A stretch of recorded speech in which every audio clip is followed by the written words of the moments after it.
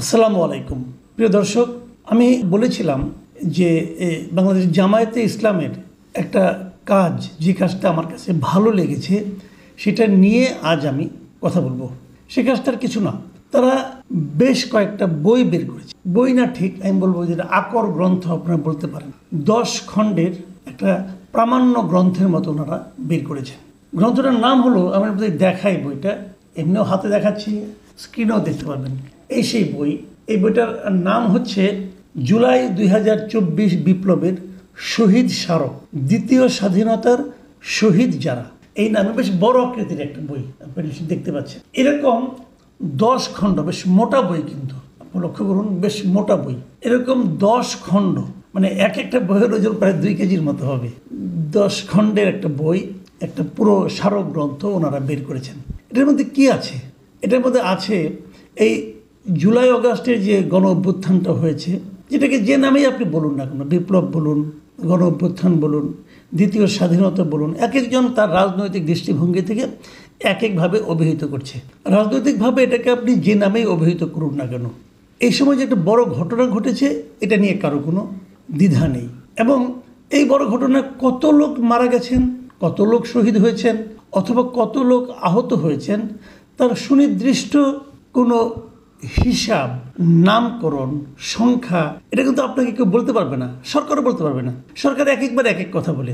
এই আন্দোলনের যারা মূল সেনানায়ক বা সিপাহসালার হিসেবে দাবিদার, সেই ছাত্ররা, আমরা যা কি বলি বৈষম্য বিরোধী ছাত্র আন্দোলন বলেন অথবা এনসিপি বলেন, যাই যে নামেই তাদেরকে ডাকুন না কেন, এখন তাদেরকে জিজ্ঞাসা করুন, তারা আসলে অন্য কিছু নিয়ে ব্যস্ত। তারা শহীদদের নিয়ে ব্যস্ত না।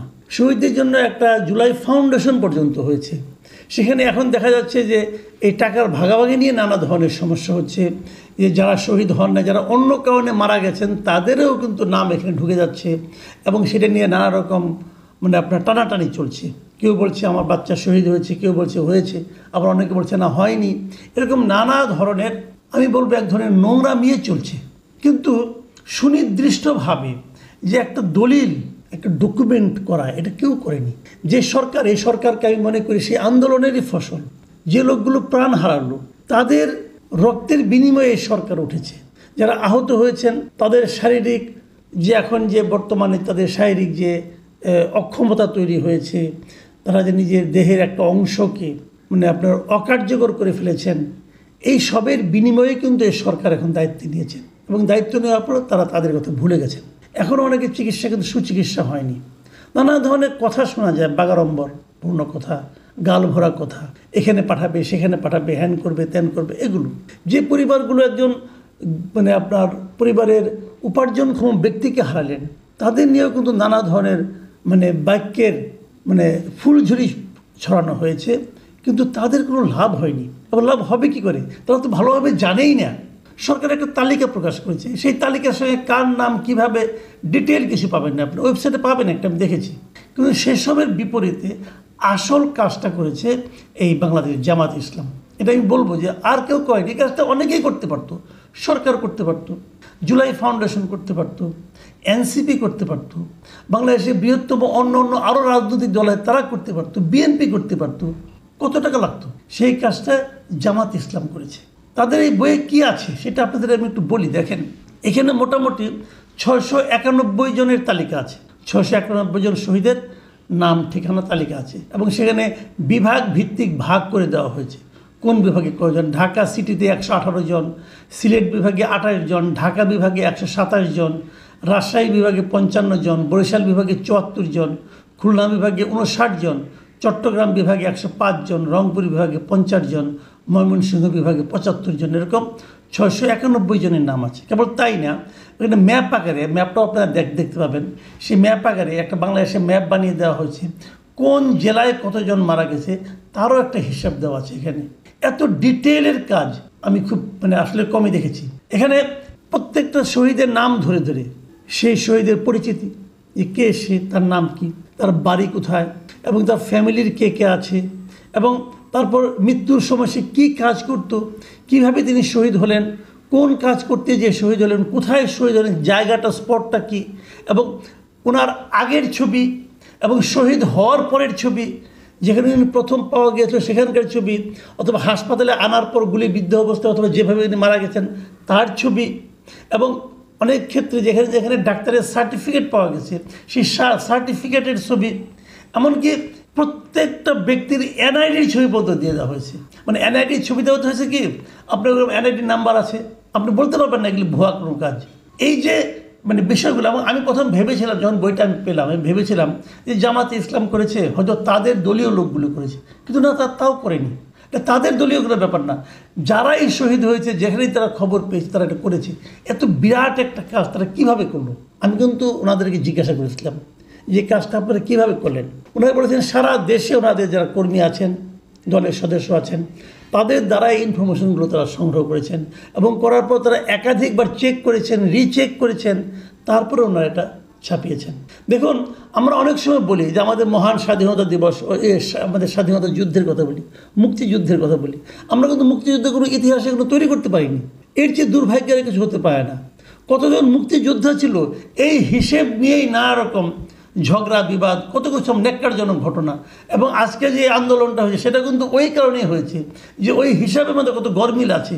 একজন লোক মুক্তিযুদ্ধ করে, মুক্তিযুদ্ধের সময় তো জন্মও হয়নি, সে লোক মুক্তিযোদ্ধা হয়ে গেছে, এরকম ঘটনা আমরা দেখেছি। তো তার বিপরীতে এরকম একটা তালিকা করতে পারাটা আমি মনে করি এটা একটা বড় কাজ।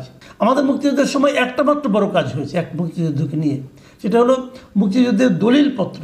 আমাদের একটা দলিলপত্র সংগ্রহ করা হয়েছে, বিশাল একটা দলিলপত্র। এটা হাসান হাফিজুর রহমানের সম্পাদনা, ওনার তত্ত্বাবধানে একটা বিশাল দলিলপত্র সংগ্রহ করা হয়েছে। সেটা একটা বড় কাজ, কিন্তু এছাড়া আর কোনো নাই। আমাদের স্বাধীনতা যুদ্ধে শহীদ কত হয়েছে, 30 লাখ না কত লাখ, এটা নিয়ে নানা ধরনের মানে প্রশ্ন আছে। কতজন নারী তাদের সম্ভ্রম দিয়েছেন তার হিসাব নিয়েও নানা ধরনের কিন্তু বিতর্ক আছে। এই বিতর্ক কিছুই থাকতো না যদি আমরা স্বাধীনতার পরপরই এই কাজগুলি সম্পন্ন করতে পারতাম। মুক্তিযুদ্ধের তালিকা করতে পারতাম যদি পারতাম, যদি আমরা শহীদদের তালিকা করতে পারতাম, যদি আমরা এই সম্ভ্রম হারিয়েছে যে নারী, বীরাঙ্গনা নারী, তাদের তালিকা করতে পারতাম। আমরা করিনি, বরঞ্চ না করার কারণে গত 50 বছর ধরে এটা নিয়ে রাজনীতি হয়েছে। তালিকাটা করে ফেলানো উচিত ছিল, আমরা পারিনি। কিন্তু এক্ষেত্রেও কিন্তু সেই রাজনীতিটা হতে থাকবে। কিন্তু জামাতে ইসলাম একটা বেসিক কাজ আমি মনে করে ফেলেছে, এবং জামাতে ইসলামী জানিয়েছেন যে ওনাদের কিন্তু এই যে 691 জনের যে তালিকা, এটাই কিন্তু শেষ তালিকা নয়। ওনারা বলছেন আমরা আরও পাচ্ছি, যখনই যেটা পাচ্ছি সেটা নিয়ে অগ্রসর হচ্ছি, কিন্তু সেটাকে সব একবারে পাওয়ার জন্য অপেক্ষা করছি না। যে পর্যন্ত পেয়েছি আমরা সে পর্যন্ত করে ফেলেছি। 10 খণ্ডে তারা যেটা করেছেন, আমি মনে করি বাংলাদেশের ইতিহাসের ক্ষেত্রে, ইতিহাস লেখার ক্ষেত্রে যারা পরবর্তী সময় ইতিহাস লিখবেন তাদের জন্য এটা একটা গুরুত্বপূর্ণ আকর গ্রন্থ হিসেবে বিবেচিত হবে।